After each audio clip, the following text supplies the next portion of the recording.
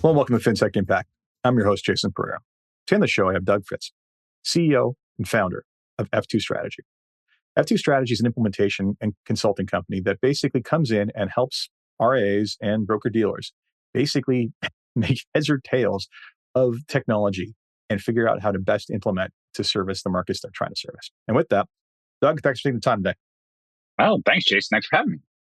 So Doug Fritz of F2 Strategy, tell us about F2 Strategy. Sure. So F2 Strategy is an 8-year-old wealth management technology consultancy. Our focus in the market are the midsize, as you mentioned, the RIAs, the broker-dealers, but also multifamily offices, single-family offices, regional and national bank trusts. Basically, anybody working to manage the assets of end investors. We help them with technology strategy and also get those strategies implemented so they're moving their business forward. Excellent. So let's dive into the history. How'd you get into this? Yeah, I grew up in the industry, really. I started my career in international equities working for Credit Suisse back in actually Moscow. My first job was actually in Russia, and then worked back to the United States, ended up in international equities for them, and then into a little bit of management consulting, and then just had progressive executive roles at firms like Wells Fargo and First Republic in the technology and business enablement space. Just had grown up really just delivering technology in complex organizations. And what I found was the folks that I would often need to hire to come in and help me with strategy and sort of execution support largely had never spent any time in a seat like mine or had done a project or really understood fundamentally what it was we were trying to do. They were there to support us in our decisions, not to actually add insight and experience to the mix. And so they would come in and be very helpful to help us drive strategy and help us organize ourselves. But it always struck me as it was a shame that there was no consulting firm full of people who had actually done the job, right? There were all these people that I knew that were in the industry that were other CTOs or other firms. And we would all hire the same set of consultants and all lament that, boy, if there was only a firm full of people like us that could help us with these decisions, it would be great. And so a lot of other entrepreneurs, once you get that idea that everyone says, wow, I can't find any problem in that business plan, you have to go out and do it. So I started the firm in 2016 and I actually started it with my wife. So Liz Fritz, the other F and F2, also grew up in the wealth management space. And her focus was on marketing and communication and branding. And so together we founded it, and 8 years on, it's been a fantastic journey. We've shockingly, I think to me, we're still on that same journey. We're still doing exactly what we set out to do and have just built that firm now about 130 full-time employees at F2 that are in at a large number of wealth management firms in the United States, helping drive strategy and execution of those innovation projects. Excellent. So I have many questions from that. First off, Moscow, I'm glad to see you didn't end up mentioned in the book Red Notice. That's great. No issues there. I was there at the same time, 97, 98, and then I went to college there in 95. So it's while it was going on, it's a good snippet of my same experience. For anyone who has not read that book, I highly suggest it. Anyway, quite the frontier investing story. Second piece. So yes, let's go back to consultants. This is a common refrain. Sometimes it is absolutely valuable to have someone with an outside view come in and basically check your thinking on certain things, but there's no substitute for having lived in the weeds, right? Not surprising that someone like yourself, who had lived it for so long, is now basically realizing there was an opportunity to displace some of those consultants and basically provide something of deeper value. It makes perfect sense. Yeah, I think we find like experience that like if I was going to come up with a hashtag, and I'm a little bit old to come up with hashtags, right? But it'd be that experience matters. It really does matter when you have someone who knows what they're doing to help you make good decisions and execute on those decisions. It makes a tremendous difference, and that's what our clients find. And it all goes back to that origin story. That was what we really wanted to build. You're preaching to the choir. In my case, it's just actually being a practicing financial planner. And using this stuff has made me very valuable to technology people who basically need both sides of that equation, understand the tech and the practical use case. So exactly. I get where you're coming from. You're just doing it on a much larger scale than me. It's all good. And yes, creative name, two of you and two Fitzes. That makes sense. And so she was in marketing, comms, and branding. I have to ask, how much of that do you guys do or still do, or how'd that evolve? Great question, Jason. First 7 years-ish, almost 8 years at F2, we would help clients with the technology and strategy and vendor selection and execution of those projects. Our marketing was largely for ourselves. We would get clients coming to F2 and saying, can you just come in and help us market ourselves the way you market F2 into the industry? And the answer was perpetually no. Like, that's not what we do. We're a technology strategy consulting firm only, and that was it.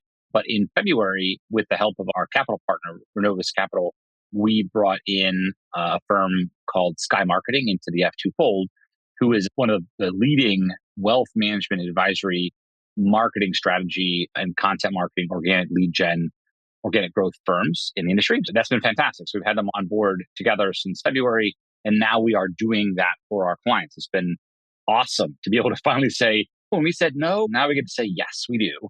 And that's got to be one of the big buzzwords as we go into 2025 that people need to be focusing on, is that organic growth is, by all accounts, anemic in the industry. Advisors have a hard time really tracking and maximizing their position in the market and their COI network and getting referability out of current clients and just creating net new clients for the business.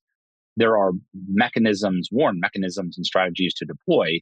What we don't see in the market and where we are bringing the market is the combination of content and branding to technology. So that's that full concept of MarTech, from what gets out in the world and consumed by prospects and clients, and how it filters back to actionable leads and activities for us and our clients to engage with, that grows our brand reputation and asset base. And it's the tech's there. It's lovely. It's not like AI and some other areas where we have to really wait for the technology to catch up. The vendors and the concepts are all there. They do require expertise and insight and the strategy and approach and technology experience. And we're hoping to bring that to the market in the future. Excellent. So we'll come back to that, because that was not something I planned on talking about, but we can talk about how that works and the challenges and how you can implement and help there. Let's talk about a normal engagement. Okay. So typical client reaches out to you. What does that typical client look like? What is the typical challenge they are seeing? And what does that process look like in terms of discovery? Let's just start with the discovery stage. We've got a couple of prototypical clients, and then then the tail gets really long in terms of the averages for us. I would say what we do phenomenally well and uniquely well, so uniquely we actually trademark the concept, is the outsourced CTO. So we trademark Octo as a brand under F2, and it's people OCIO, OCMO. Now we're the OCTO. And what that starts with is as an assessment of a combination of things. We assess for the first month who you are as a firm, which sounds like a hokey philosophical question, but it's the most critical question we ask our clients. Why are you in the market? Why do people choose you? Why are your clients picking to work with you? When your advisors and your operations staff wake up every morning, what is it they're trying to bring to the market that's valuable? Often an entirely overlooked or almost unasked question for some fairly large firms. When we know what that is, we know why you have a chance to win, what types of clients you're going after, what types of experiences have brought people into you that we need to curate and expand on, what values your internal team and your clients center around. It actually makes the second question a little bit easier. Where do you want to go? Who do you want to be when you grow up? It is tigers can't change their stripes.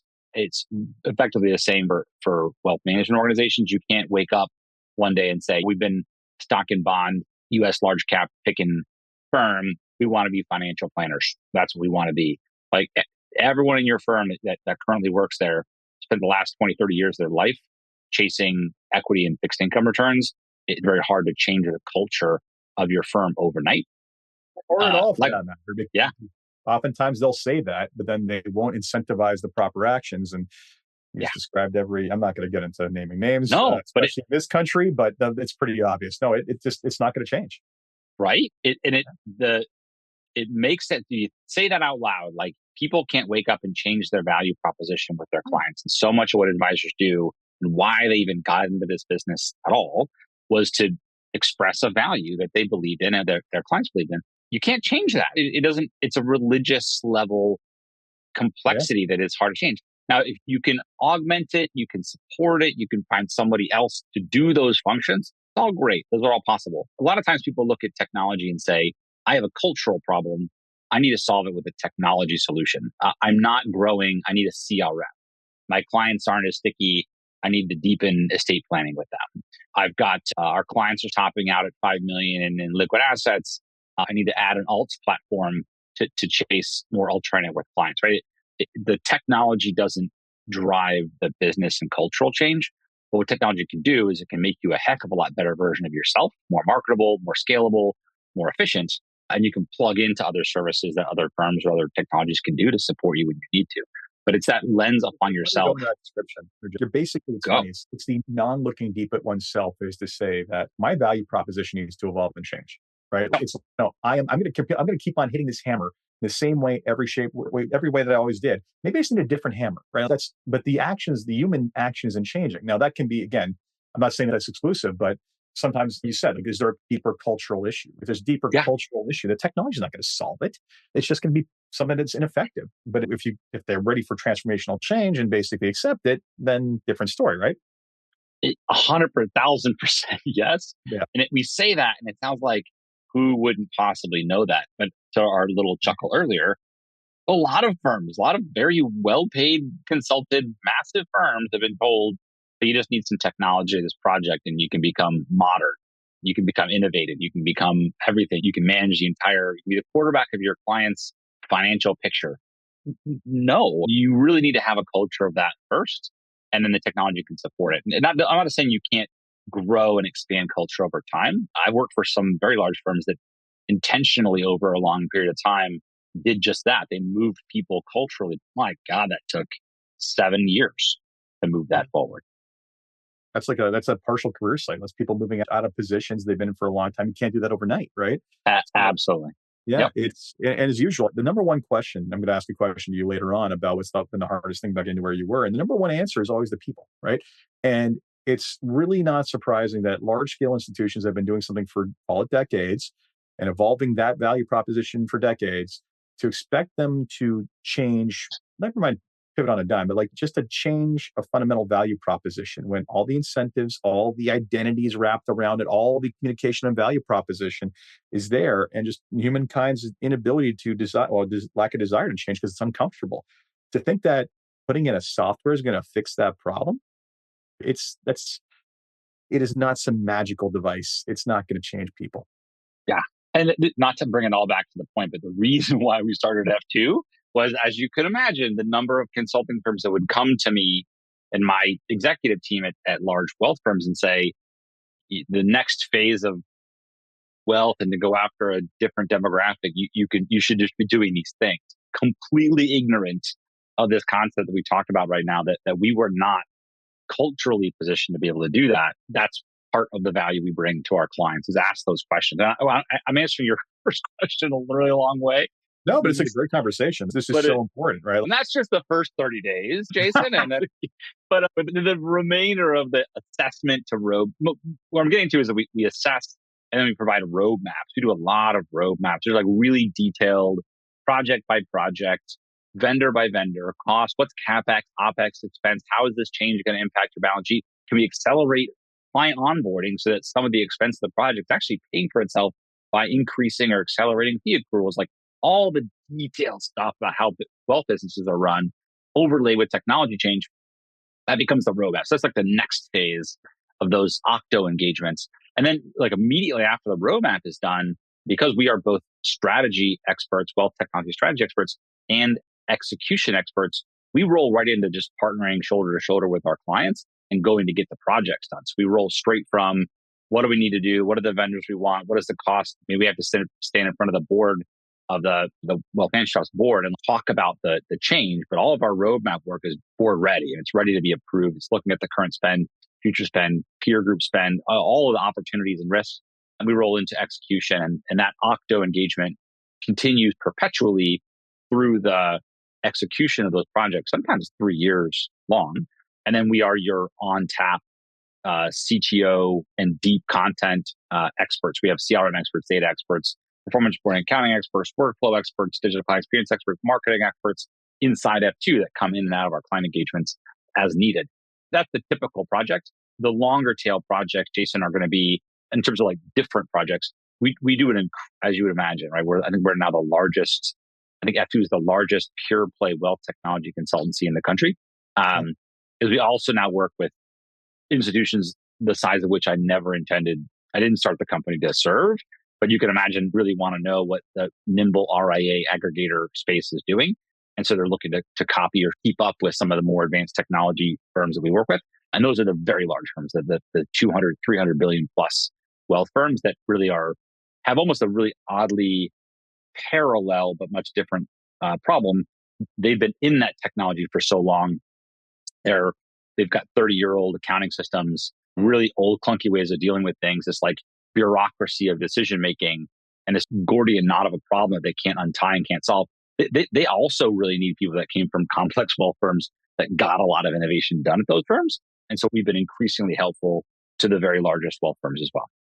Yeah, let's not underestimate where do I even start trying to make this battleship turn? Like it's Yes. not easy. And one of the things that I think anyone listening should be a major takeaway is too often the issue is, or the thinking is, I need this technology or I'm missing this thing to solve this problem. And one of the sayings that I've came up with and just basically repeated over and over again on this podcast has been, technology is not a strategy. It's there to support your strategy. Yep. Without a strategy, it's destined to fail. And I think you've made me reset that a little bit and take one step back. And without an understanding of your culture and your people, your strategy is doomed unless it matches up with them and the capabilities of them.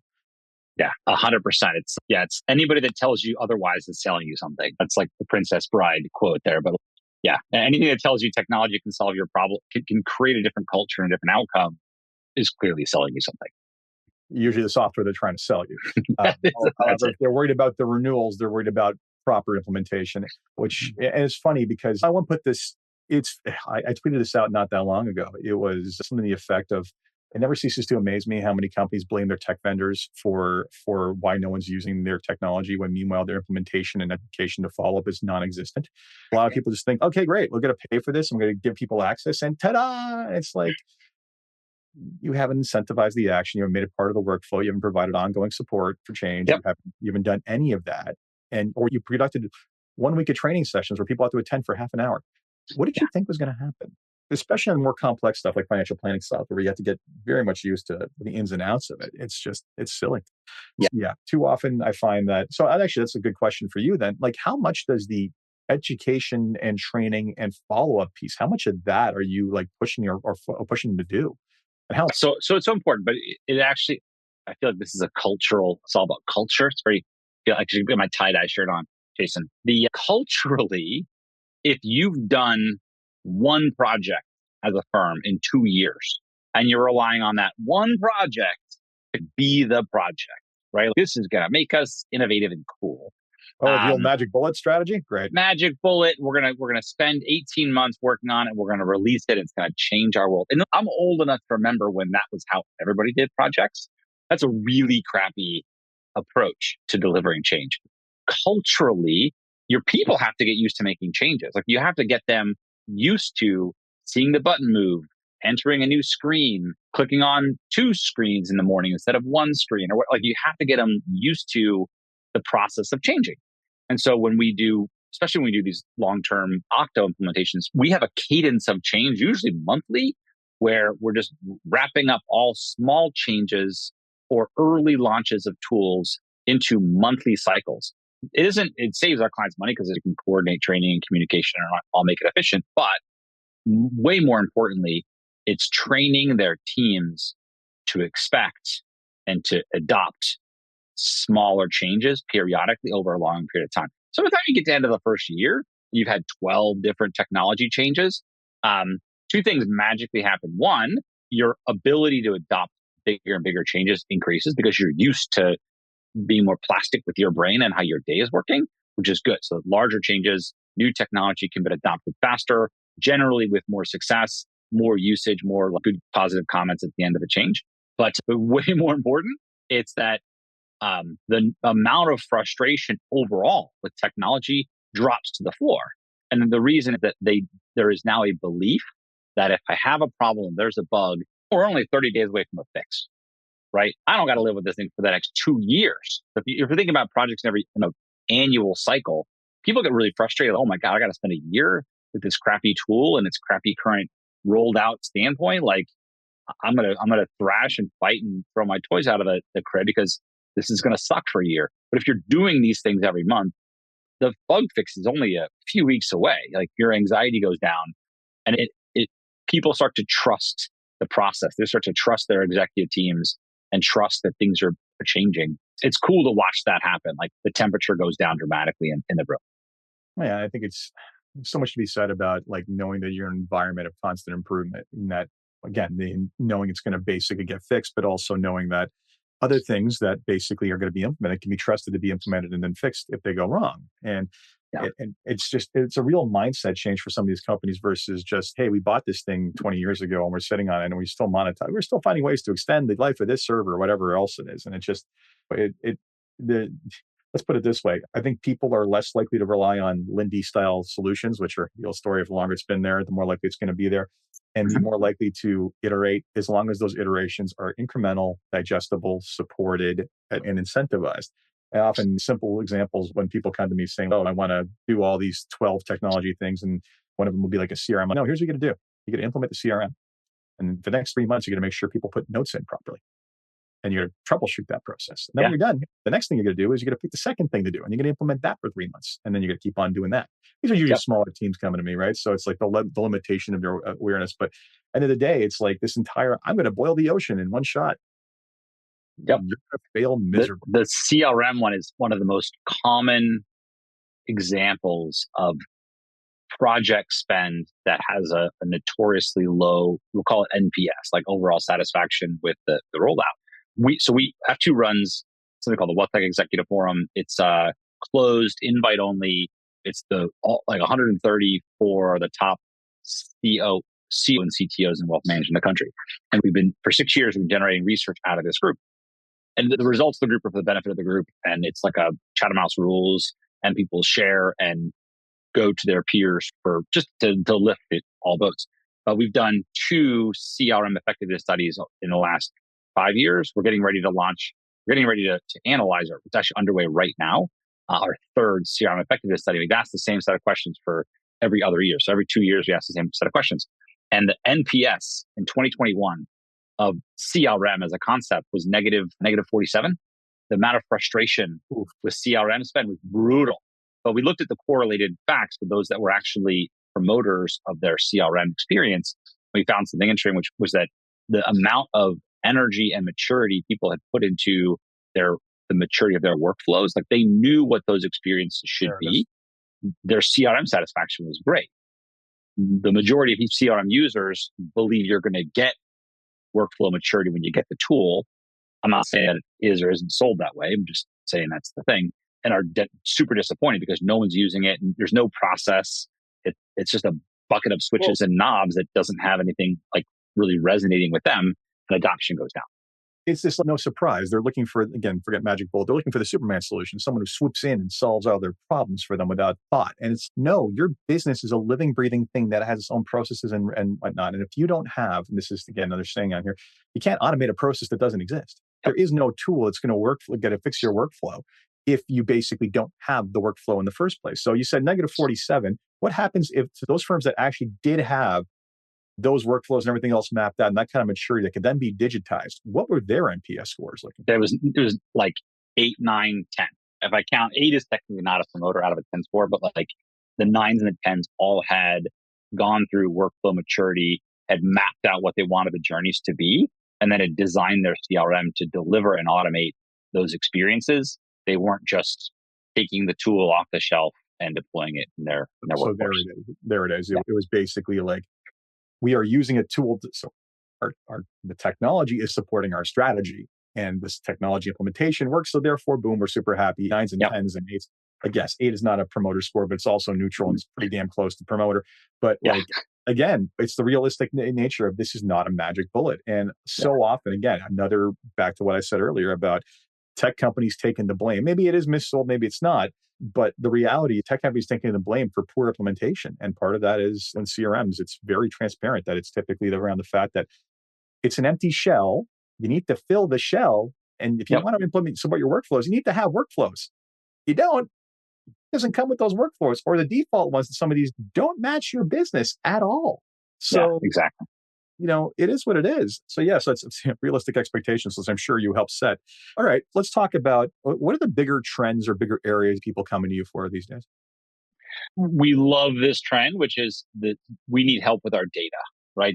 I love that trend. And the reason why I love the trend is that 5 years ago, we wouldn't even talk about it. If you went to the F2 website 5 years ago, I don't think we had the word data on the website because it was just the most boring, seemingly like selling you a load of stuff you don't actually believe in kind of a concept. It ended up being a huge chunk of the work we did, but it was always because we wanted to integrate the prospecting and client journey, or because we were trying to bring together performance reporting and planning and portfolio construction. Like data was a project we did to affect an outcome. I'm stoked at this point that CEOs and presidents of wealth firms now understand and can visualize what the problem is around having data just federated to 4 or 5 different technologies and not centralized. And they're now asking for centralization and really weaponizing the benefit of their data. So that's great. We have a ton of data projects underway right now with clients. And I would say that's one. And in fact, going back to our research in 24, that the top 2 sources of innovation funds in wealth management are data and digital client experience. And the digital experience is the other one. We're in a bit of a weird time on digital client experience where one of the leading vendors is undergoing some tumult. And so that's put some pause on some projects. There's a couple of emerging vendors in the digital client experience space that are kind of trying to make a play for that space right now. So the vendor landscape is really interesting in digital.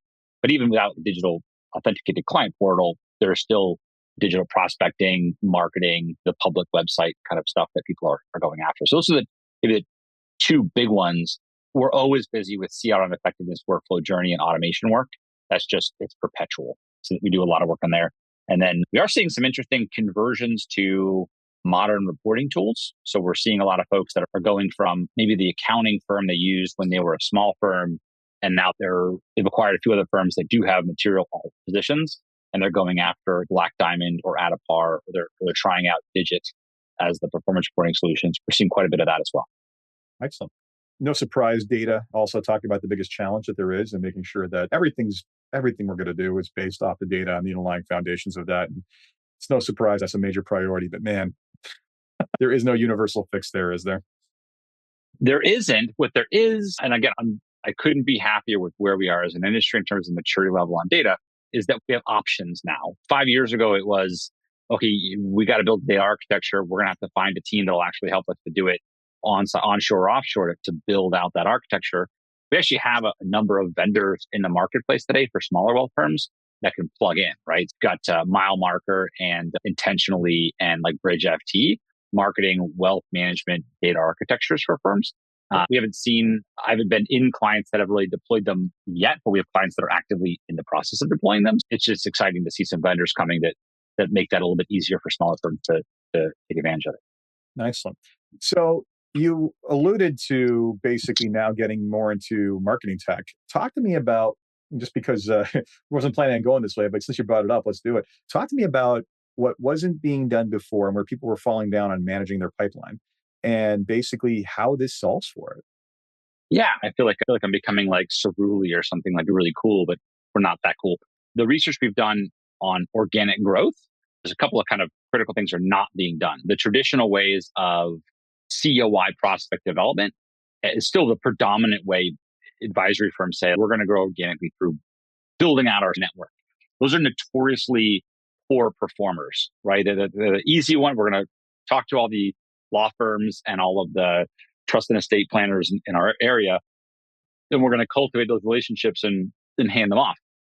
It's a really poor source of growth, but it's still like the number one thing people do. There's websites. Some of them have gone into podcasts and a little bit of social content, like getting a LinkedIn or X or FaceTime kind of page about their firm, but no tracking mechanisms, really material tracking mechanisms to look at penetration and then focusing some of that work on specific profiles of clients. There's still a lot of the list buying that goes on. That's pretty effective. It's expensive, but you can buy a list of prospects that are guaranteed to have gone through a $10 million plus capital transaction in the last 24 months. And in theory, they've still got some of that money. But like what people are absolutely not doing well, and this is both small and large firms, is really focusing on connecting really good content, whether you generate the content yourself or you're using external content, with your own full out into the world and back to you tracking into your CRM and using some of those tools. There's actually really good like HubSpot and like Snappy Kraken. And there's a lot of these really cool tools that are good for marketing content delivery. What we're not seeing is that full integration back into Salesforce or Dynamics or CRM to cultivate that information and to iterate and build and grow upon those campaigns into specific cohorts of your audience. And that's the parts that we're trying to bring, that integration of content marketing and content strategy, which is a concept that exists. And there's actually quite a few marketing firms in the industry doing this. We're bringing that in to back that up with really good technology analytics to drive results. Like, what was the click-through rate on that last campaign? How many of the website visitors came from that that ad or that thing? Are we doing A/B testing to see they're all clicking on this version and not that version? Now we can learn that people of a certain demographic are engaging with this part of our content. And just there's the same level of maturity that large wealth firms do that small wealth firms right now really can't do because they don't have a team of 30 marketing automation experts inside their organization. We're going to bring that marketing and technology expertise out into the market. Yeah, it's interesting. I hear at conferences all the time about the challenges around organic marketing. But then again, the answer's there. It has quite literally been proven content marketing plus proper tracking, utilizing tools like this will work. The challenge is the content and the quality of the content, which is an obstacle. And it takes a lot for people to get out there with that sort of stuff. So I hear you. It's music to my ears because it's exactly what I believe. As someone who doesn't track is organic lead gen well enough, I feel that pain, but I'll get to it eventually. Doug, I think we could go for hours if we kept going because I think I've asked you 3 questions in total. And it's gone. But this is version 1 of a series. We have a series of these conversations. I will have to bring you back. That's it. Before we end, there's 3 questions I asked on a positive note. And the first one is, if you had one wish for something you could change in your company or the industry as a whole, what would it be? Wow. One wish for my company and industry as a whole. I think we need to do a far better job, both in my company. I will fully admit this is something I'm working on right now, but in the industry as well, of cultivating young talent. We have, both at F2 and our clients, we've got this phenomenally high potential, smart, fully energized younger talent. And a lot of the old school folks, and I'm going to count myself in that category, the way we learned was through this very archaic, not even a meritocracy. The old guys get all the prime jobs, and the opportunities to expand and grow were always came at some massive personal risk to us and our futures. The new talent learns and absorbs information in a different way. And I think very few companies are meeting that younger talent where they are and giving them both the opportunity to grow, but also leaning into how that younger talent, that younger generation learns and grows and takes risks and expands. I don't think we're doing a great job in that. I'm not saying that's what's driving people not to become advisors. It's probably a different problem there. But those that have actually come to our organizations, I think we need to do a better job of cultivating that talent. Yeah. I think in general, the industry has largely historically been, here's a phone, sink or swim, right? And is it any wonder that people don't necessarily want to opt into that experience? Even though when you think about it, don't get me wrong, the sales capacity or sales ability is an important ability you need in this industry, but it's certainly not the thing that necessarily is going to basically make you fully successful. It's definitely going to help. It's definitely going to lean you towards being more successful. But at the end of the day, I'd say this industry washes out way too many young, talented people for the fact it just refuses to nurture them. Yeah, I totally agree. So second question is, what's been the biggest challenge in the company to where it is today? Biggest challenge getting here, I would say, is spreading our expertise out the right way. When we were a 6-person organization, it was really easy to make sure that all of our clients got the best of who we were. As we've grown up into like 130 full-time employee organization now, it's progressively hard to get that talent and the right answer, the best possible answer, the most value possible out to all of our clients. And the way that the way we address that, not surprisingly being, technology people, is productizing as much of our knowledge and productizing as much of our insights as possible, so that as we do a project, the content, the learnings and findings, all of our research that we do, everything that we know, we're trying to bring back into a central product kind of structure so that the next client just makes those experiences better and better. Our clients benefit from our size. They benefit from our experience. And we as consultants benefit from seeing and understanding multiple different business models of advisory businesses and how they move forward. I think that was the hardest thing. Really scaling great advice was by far the hardest thing. Liz and I thank our chairman, Seb Dovey, who used to run the Invest conferences, who was our chairman for about 5 years, really helped us to refine scalability of advice. And I feel like we're still working on it today, even 8 years on. We're still getting better. We don't have it all figured out, but that was by far the hardest thing for us to do. That's surprising. Again, scaling is such a challenge in almost any business. It's people stagnate, opt to stay a certain size, do get pushed through it, sometimes create something completely different. It's a real challenge. The last question I have for you is, what excites you about what it is you're working on? Keeps you getting out of bed in the morning to fight the good fight? And I would say every morning you wake up and I'm excited about showing firms the future versions of themselves they can be, right? Like we are in a super honored to be the partner of some of the best wealth firms in the country. And all of them are looking at the emergence of new technology, the shifting, rapidly accelerating pace of expectations of their end investor clients, and finding ways to stay afloat, still make more money and grow, but keep up with expectations and eke out their ecosystem, expand their brand using technology. And we get to do that for dozens and dozens of firms, right? Like it's like if you really love this industry, there's no better place to be than where we are right now, helping these people actually plan and get those projects done. And just the look on our clients' faces, the reports back from advisors that are using the new software, getting the improved technology, like how much better those firms are, how much more ready for the future they are because we got up and worked with them. So it's the same reason why I started the company. It's the reason why I get up and do what I do every day still. Excellent. Not surprised that you helping people finally get over that hump of transformation is making them happy. So keep at it. Thanks. So that was my interview with Doug Fritz, CEO and founder of F2 Strategy. As always, if you enjoyed that podcast, please review on Apple Podcasts, SoundCloud, Spotify, wherever you get your podcasts. Until next time.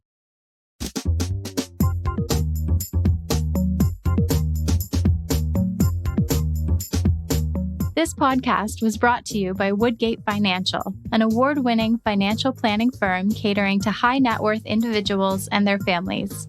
To learn more, go to woodgate.com. You can subscribe to this podcast on iTunes, Stitcher, and Google Play, or find more episodes at jasonpereira.ca.